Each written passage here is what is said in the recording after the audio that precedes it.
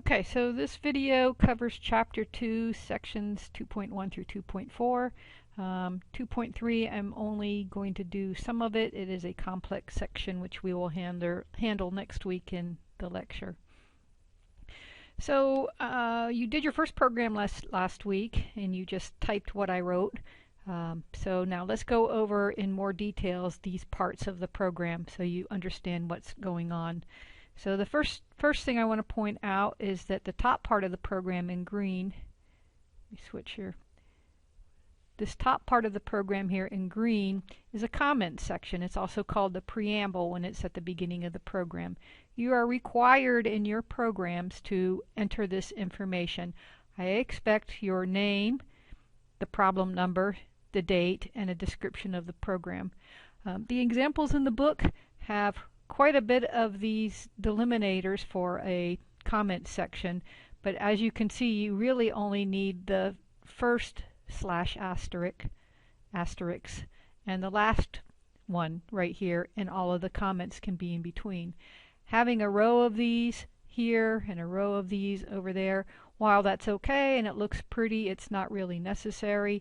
But if you want to have that kind of boxed in header information, you are more than welcome to do that. But I am happy with just the beginning of the comment section and the end of the comment section. The next part of your program are these include statements.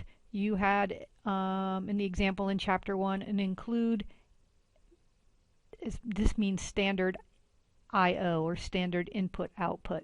These are preprocessor directives. They are instructions to tell the compiler what to do before the rest of the program gets compiled.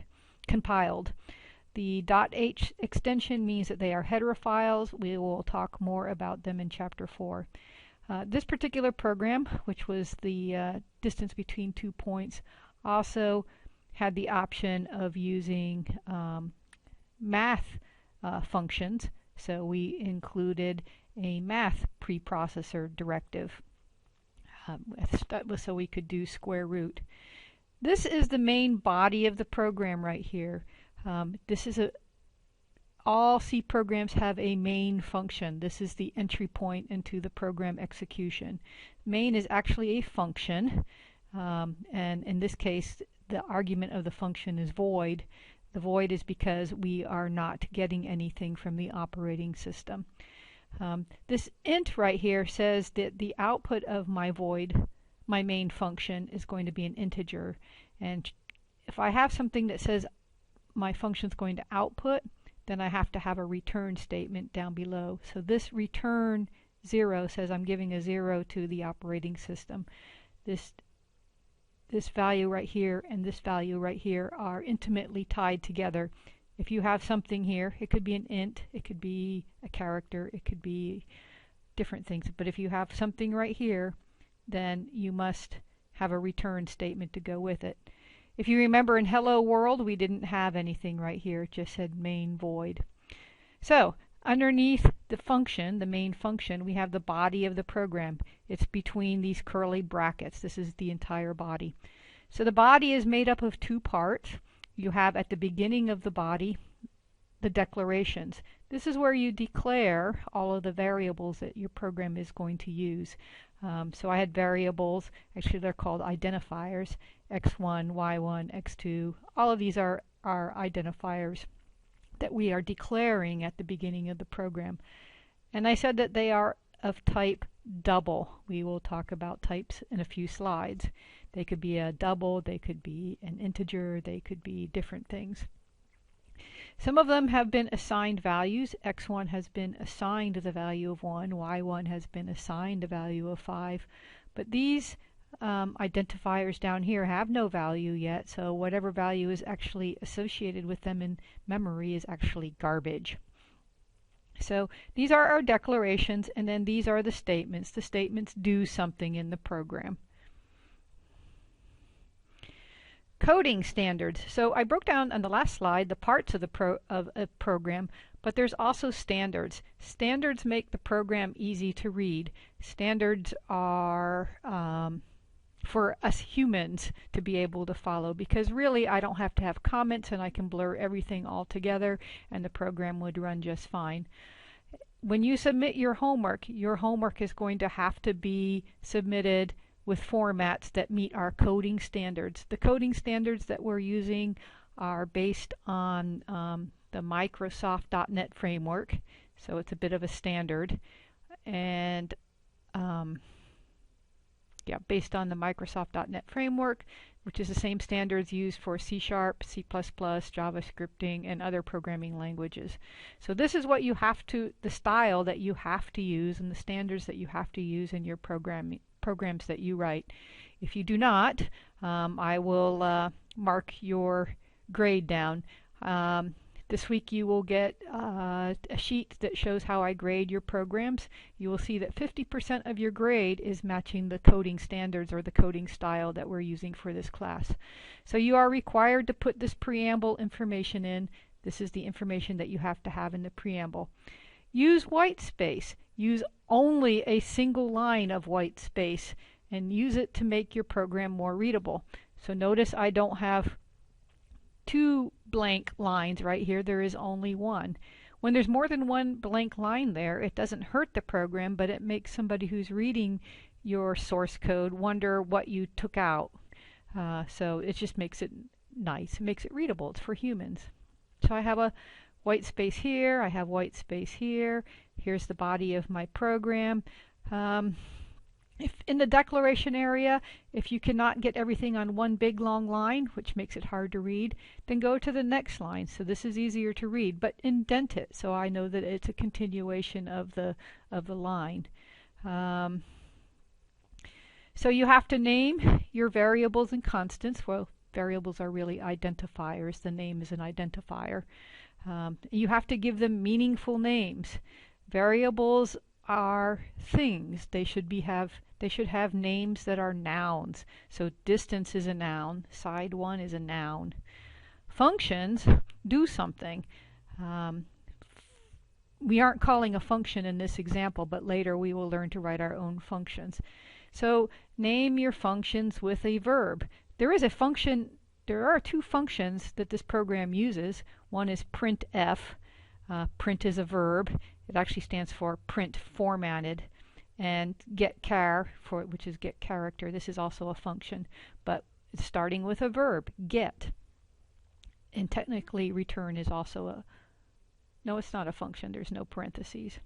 So these are the standards we have to use. On Laulima, under this week's lesson, you will see the coding standards that we have to use. So, constants and variables. Constants are very specific values, fixed values, like 2.314, or a character, or a string, or a floating point number. And you can give them a name or an identifier. So the name makes it for us to read it, but the identifier is the thing that identifies to the program where in memory this value is stored. So for example, x1 down here is an identifier, and stored at location x1 is the value of 1. So this is like the name of this memory location, and this memory location holds the value of 1. So there are rules for what you call your identifiers.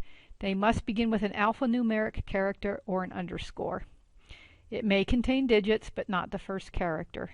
And they can be upper and lower case letters.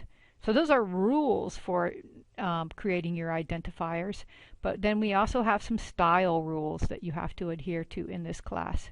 So if you have a constant, it should be named with all uppercase letters. In this poor first example, as I've already said, it was a poor first example.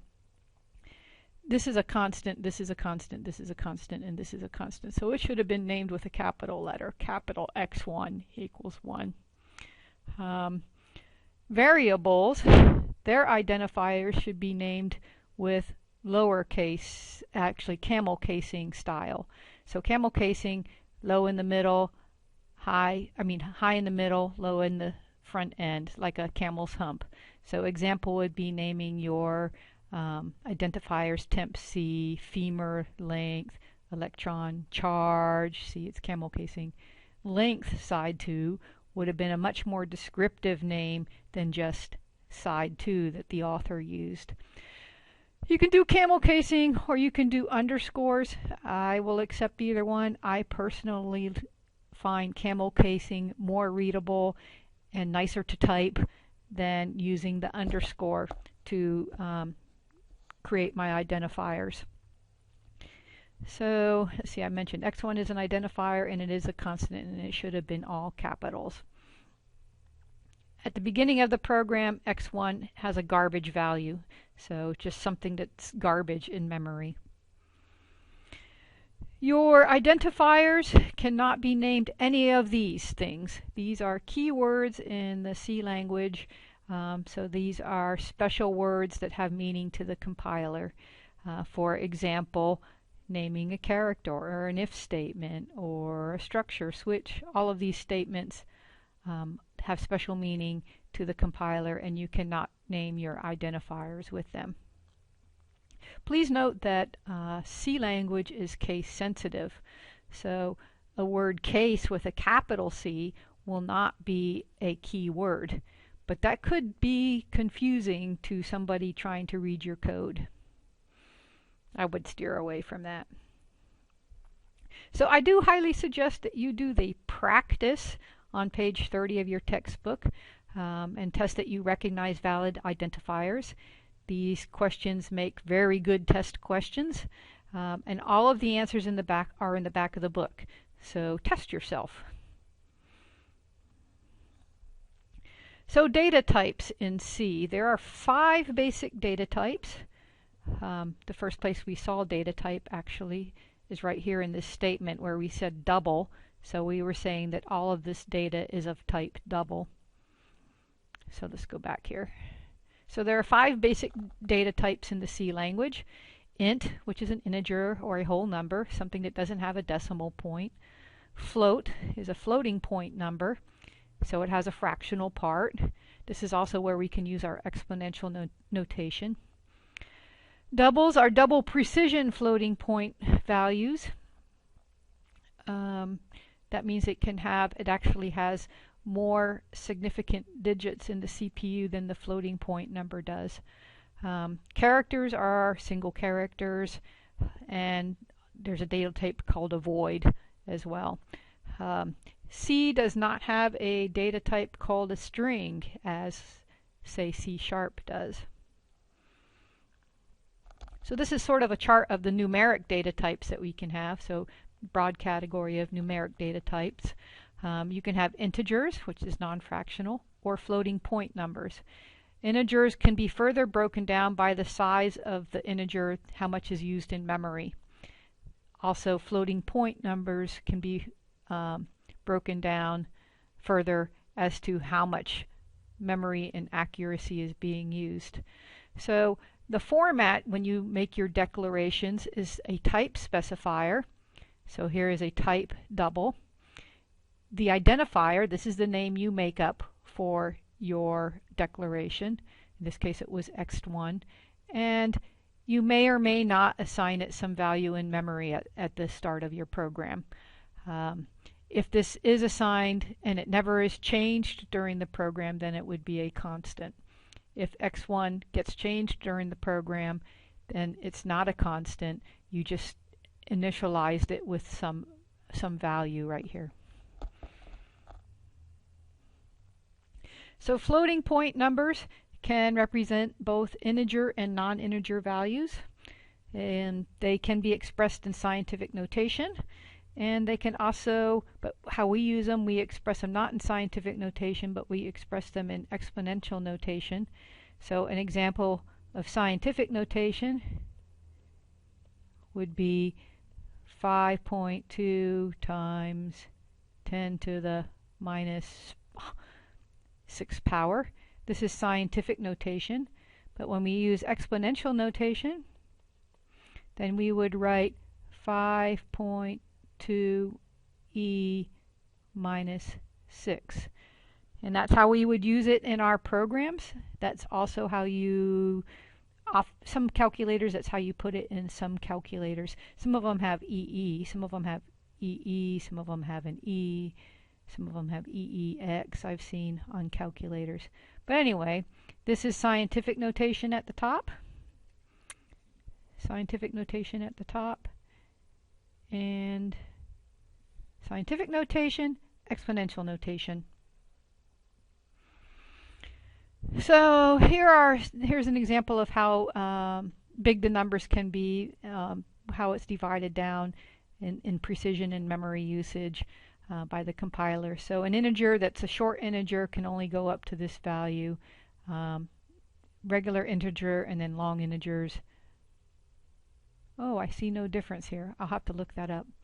Floating point numbers have by default 6 digits of precision, but you can set the precision if you want. So here is an example of, well, the maximum value that it can have is this value. Double, 15 digits of precision. Long double, again, in this particular compiler, these numbers are being the same here and here and here and here, but that's dependent on this particular compiler. So different compilers will have different max values, but I think short is consistent everywhere. So we had numeric data types. Now we also have character data types. Characters are enclosed in single quotes. Here are some examples. Note that if 7 is enclosed with single quotes, it's treated as a character and not as a numeric value.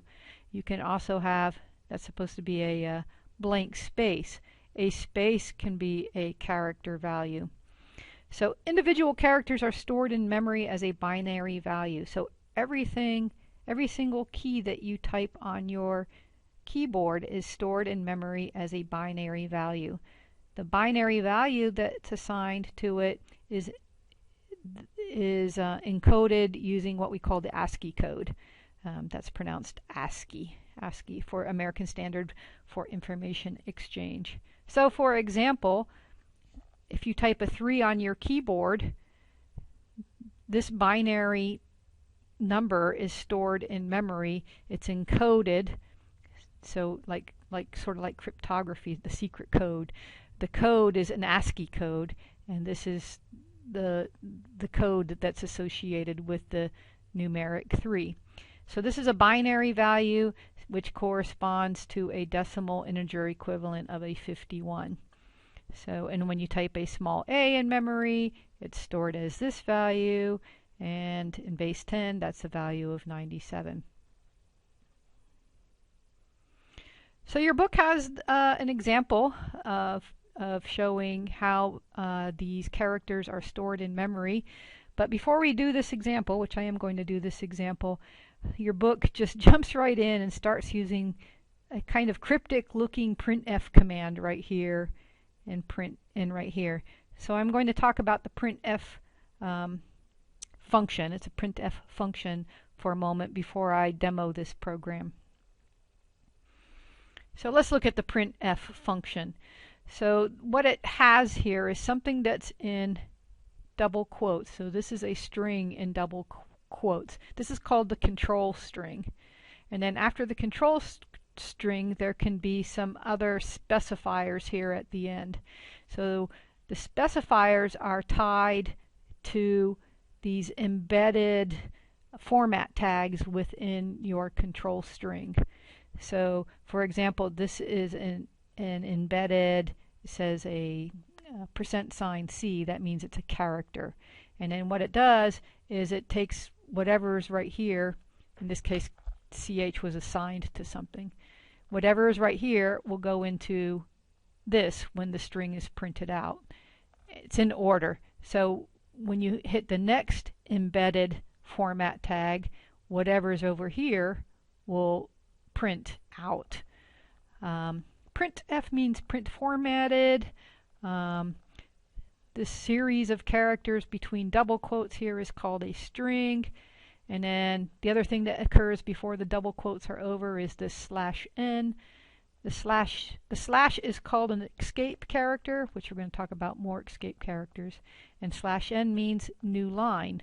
So when this sentence is printed on your monitor, the cursor won't be ending up at the end of the sentence, but the cursor will come around and sit at the next side. So let's do the example.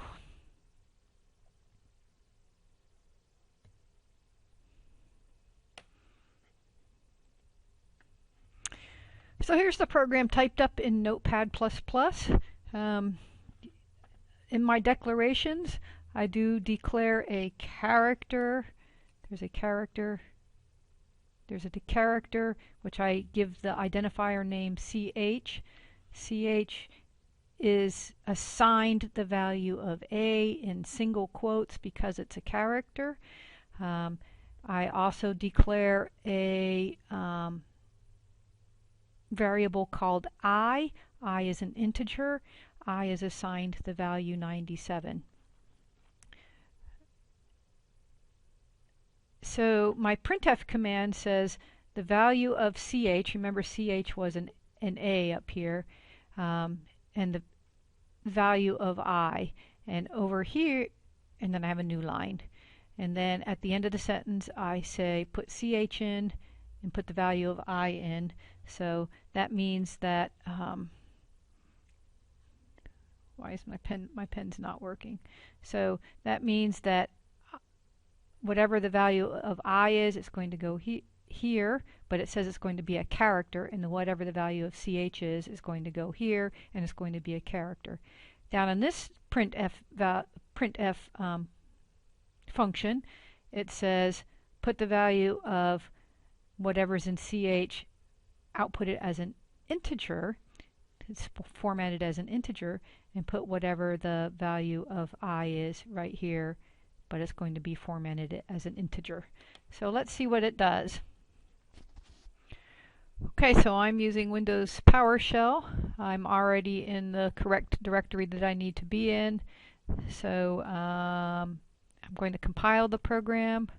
So let me show you a shortcut.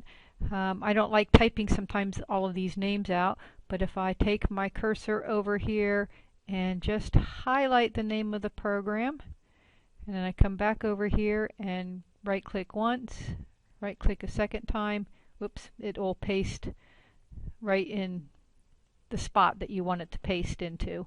Let me move this over so you can see it a little better. So GCC, source code that you need, oops, space, make object code, space, right click again, but it shouldn't say .c at the end, so I'm going to just backspace and compile. So I didn't get any compiler errors or any compiler messages, so I can assume that it compiled correctly. So I want to know, I can check and make sure. I'll do ls. I will see, well, I already had it compiled before. So at this time, 11:45 a.m., I did make a new copy. The last time I made a copy was at 11:39 a.m. So 11:45 a.m. I did make a new executable, so I'm going to run it now. // right click again so I don't have to type it in. I don't like making the typos. Get rid of the .c extension and enter. So I got my result. It does say the value of CH is A, and the value, let me just copy this and paste it over so that we can look at it. Look at it in the results. I can do this. Actually, just do it again. I'll do this.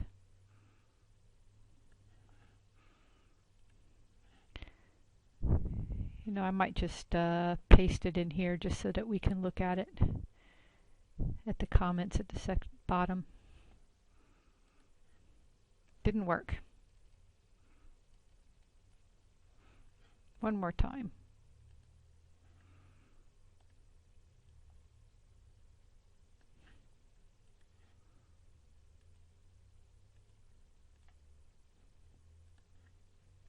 Okay, it doesn't want to paste into another program.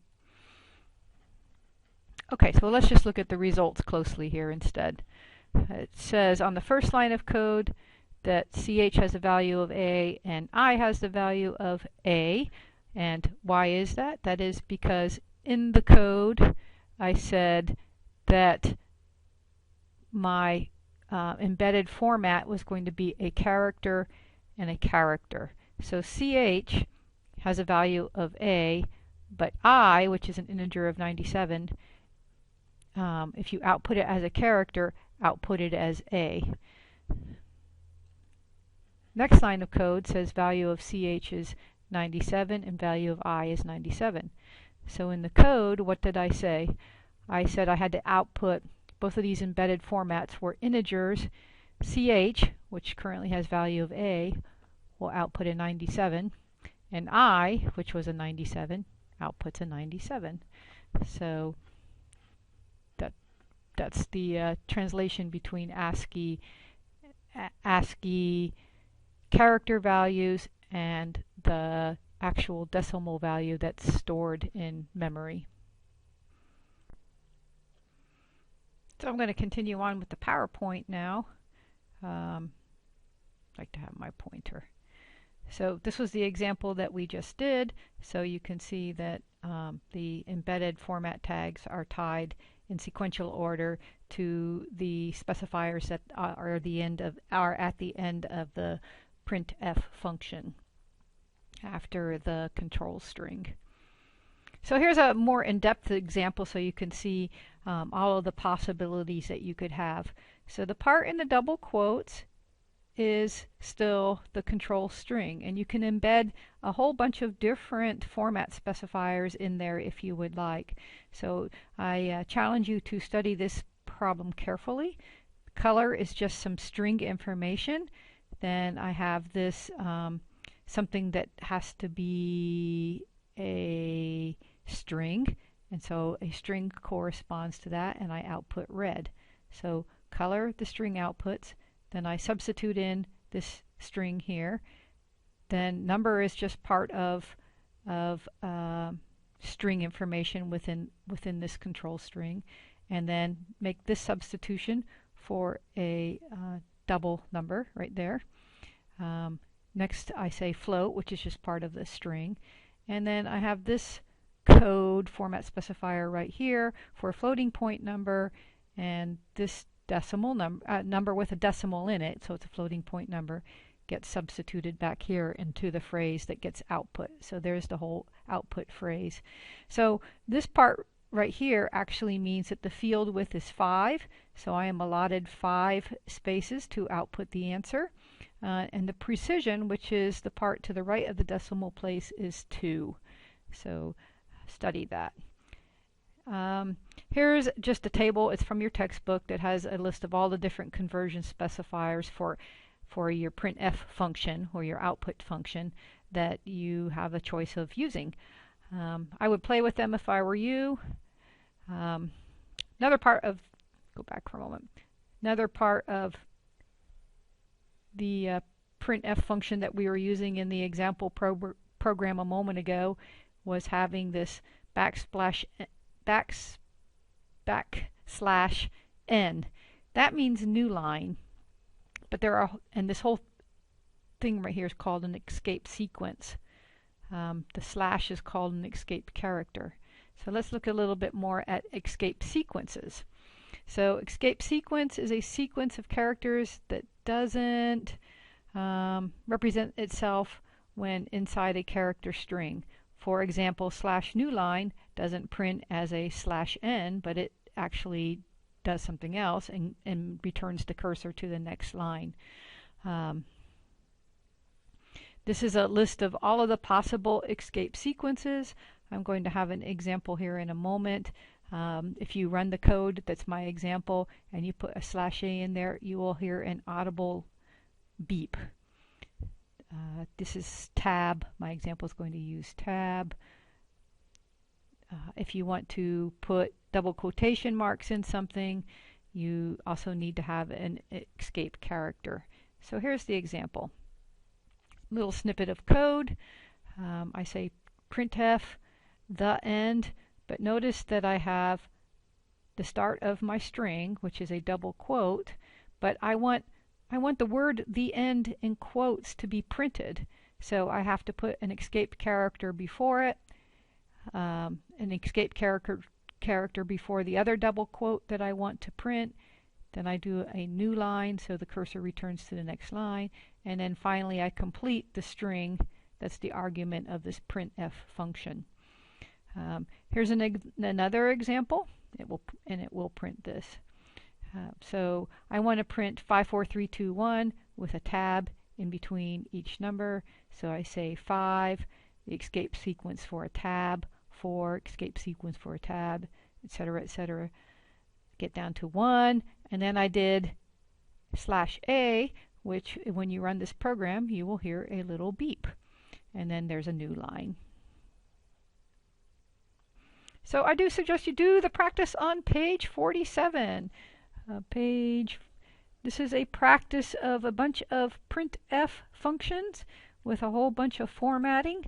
So interpret the formatting and get used to it. Your homework will have to be follow formatting that I ask for, because in the real world when you write a program you have to make it look good and you have to make it output something nice. So in the last PowerPoint we had that example of finding the distance between 2 points, but it was only between 2 points that were fixed values. It would be nice if the user could enter values and run the program with the values that the user entered. So this is why we have a scanf function. So scan formatted. Scan formatted and print, or scanf and printf are built-in library functions in C, and when you put include standard io.h at the beginning of your program, that allows you to use these functions that are in the C library. So here's an example of a scanf function. Allows you to get input from the keyboard. So scanf, you have a control string, sort of like you do for the, actually almost exactly like you do for the printf function. And then you get the user input from somewhere, from the keyboard, but you have to put it somewhere. So this allows you to put it into a variable name. I called my variable name underscore length. So you have to put an address operator in front of it, and it specifies that the memory location has an identifier named called name underscore length. So this says I'm looking for an integer that's 2 digits long from the keyboard, and when the user puts 2 digits, enter, it will go into a location in memory called name underscore length. Here is an example. I will run the code for you in a moment. It says please enter the a useful little thing off of this. So print to the screen first, print to the console window actually, please enter number of letters in your name, and then I have the cursor returning. This was a really long string literal, which was too long and not pleasant to look at in Notepad++, so I wanted it to be written on the next line. How you do that is you start with your double quotes, put the beginning of your string literal here, go to the next line, indent it so we know it's a continuation, and continue with your double quotes for the string literal. And of course always end every instruction with a semicolon. So this should print to the console. Then the console will sit there with a flashing cursor and wait for the user to enter something. The user can enter 2 digits. It will get stored into this memory location, and then just to check myself, I print out to the console starting with a new line. Notice where I put the new line. You typed, and then I give a space for an integer to be put into the string literal, and I take the value of whatever's in name.length and I put it over here, and that should be the phrase that outputs to the command prompt or console window. This is a list of conversion specifiers for the input statement, which is scanf. So let me do an example. Yeah, let's do the example.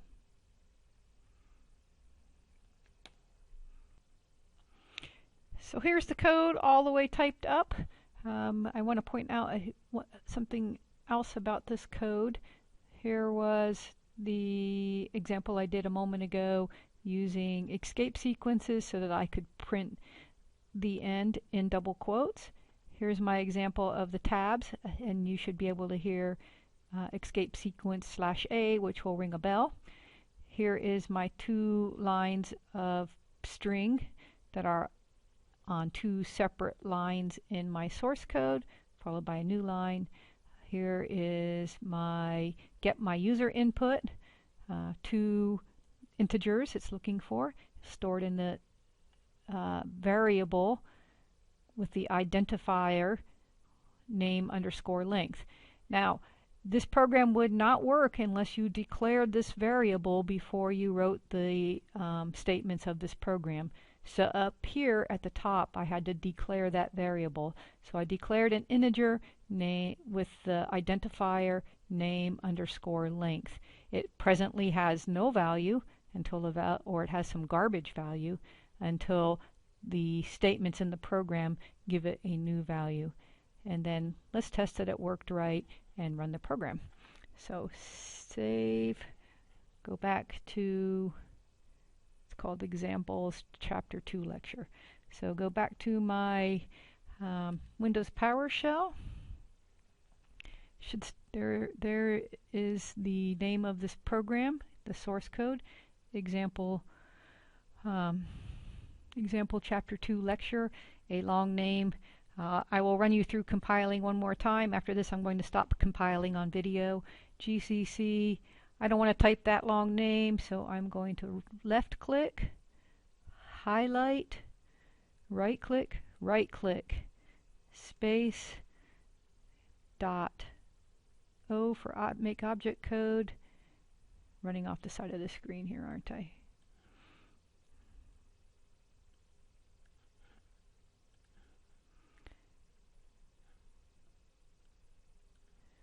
Space, right click again, get rid of that .c extension so that it will save. By the way, this name is not a sacred name. I could call it anything I want, but I like calling the executable the same name as the source code. Press enter. It compiled okay. I didn't get any error messages. Now I'm going to run it. / right click, get rid of the .c extension, run it, and here was the result. There's the end in double quotes, just like I wanted. I hope you heard the Windows ding, and then I have 5, 4, 3, 2, 1 tab, Windows ding, computer is waiting. Please enter the number of letters in your name. Georgianne has 10 letters, so 10, enter. You typed 10, and program is over. Good job. I want to see that again. I want you to hear, listen for the bell. Remember the code said printf 5 tab, 4 tab, 3 tab, 2 tab, 1 /A, and then new line. So listen, we'll run it again. So I don't want to type again, so I can push the up arrow on my keyboard and find the last command that I typed in, or the last command before that. So I can press up arrows, down arrows, and not re-enter typing that stuff in. So let's run the program again. Do you hear it? Program's waiting for me. So 5, you typed 5, no problem. Now what happens if I put a number that's too big? I said I was looking for an integer and I gave it a field length of 2, so let's try with something that's too big. Push my up arrow so I don't have to retype that. Run the program again. Please enter the number of letters in your name, 567. You typed 5, 6. So it truncated. It would only output the first 2 characters that I typed. The third character, the 7, didn't get accepted and put into memory. So this is the last part of Chapter 2 that I'm going to talk about this week, which is Section 2.3. I will only give you a superficial look at Section 2.3 as much as you need to do your homework, and we will look at 2.3 in more detail next week, as well as finishing up Chapter 2 next week. So Section 2.3 is talking about assignment operators. So an assignment looks like an equal sign to us, but it's a little bit different. For example, here's where I've declared some variables to use in this program snippet. Right here, I say x gets assigned x plus 11. Now, this is not a valid statement in algebra, correct? But what it means is that the current value of x in memory is going to get whatever used to be in memory plus 11. So it's x is assigned x plus 11. The value of y gets y, whatever the current value is of y, plus 5. This means z is incremented by 1. So it means that z gets current value of z plus 1. This means x gets assigned x plus 3. And this means that w is x times y. So there are two kinds of operators that are in play in these examples. One's called a unary operator and one's called a binary operator. So a unary operator just operates on one value. So here only x is getting operated on, only y is getting operated on, only z is getting operated on, only x is getting operated on. But here w has x and y together. So two values are being operated on with a multiplication operator. So, and then assigned to, the final result is assigned to w. So the way it works is this part gets evaluated and then the result is assigned to here. This part gets evaluated, and I'm not sure that you're seeing my dot. Let me go back here for a minute and give you my actual dot. This part gets evaluated, the result gets assigned to here. This part gets evaluated, the result gets assigned to here. The same thing here. Whatever the value of z is, it gets incremented by 1 and it gets assigned over to here. So it's always whatever's happening on the right side of the assignment operator gets accomplished and then assigned to the final result. So these are unary operating on one variable, binary is operating on more than one. So let's see what the result is of these operations. Make sure you understand it. Let me go back and get my pen. So here x is 1 and it says x gets assigned x plus 11. So the final value of x will be x is 12. So it's not a valid algebra equation. You have to think of assignment, not algebra. Y is 2, so it says y gets, or y is assigned current value of y, which is 2, plus 5.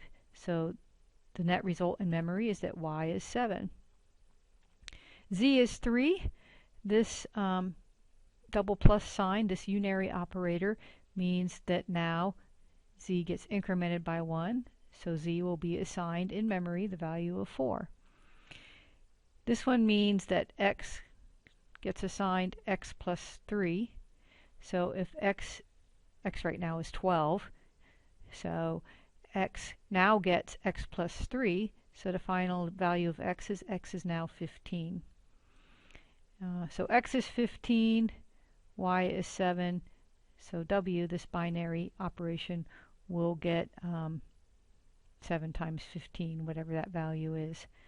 So those, your book had a kind of wordy way of explaining all of this, so I just decided to do it by example. But when you do operations, arithmetic or assignment operations, there is a precedence to the order. Just like in algebra, you do the things in parentheses first, then you do the multiplications and divisions, and then the last thing you do is the additions and subtractions. So in programming, it's the same thing. This chart maybe is a little bit hard to read, but if you go to the reference, which is where I get a lot of my references, where you can learn an awful lot. So the MSD and Microsoft site has all of the standards for programming in C, C++, C#, JavaScript, and many languages. So this is a wealth of information. It's a very large site. Sometimes it's hard to find. But your book had a short version of precedence of operations, so I went to the MSDN site and got the long version. So the order is from top to bottom, so the highest precedence, the thing that's done first, are things in parentheses. So you can see that things in parentheses are done first when you're doing some kind of a operation.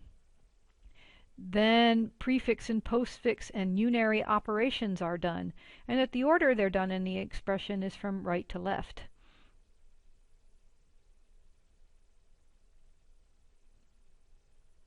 Yes. So x plus plus, the plus is on the right, so the plus is looked at first. So parentheses are done first, unary operations are done next. Things that are multiplication, division, and percent signs and modulus signs, not percent signs, it's a modulus sign, are done in order just like in algebra from left to right. Addition and subtraction are done from left to right after multiplication and addition has been done. These are things bitwise. All of these things in this category are logical and bitwise operations, and they have an order to them. So we haven't talked about that yet. Logical and logical or, and just moving bits, ones and zeros around. So that would be done, that's the order of logical operations. Then there's conditional expressions, which we will do. Finally, there's the simple assignment. So you do everything on the right side of the assignment side, and then you assign it to, you do the assignment last. And just the generic case, sequential evaluation is done from left to right. So this is the general order. Your book had it kind of a short form. It was a little bit hard to understand, but there's a lot of examples.